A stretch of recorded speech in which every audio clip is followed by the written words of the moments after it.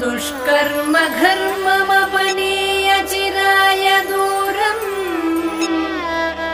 नारायण प्रणयिनी नयनाम्बुवः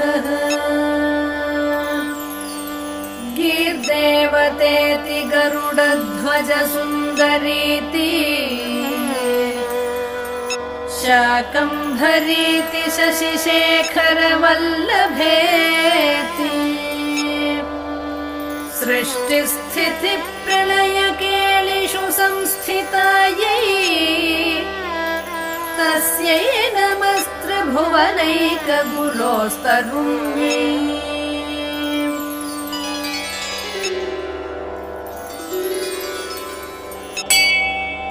श्रुत्यै नमोऽस्तु शुभकर्मफलप्रसूत्यै रत्यै नमो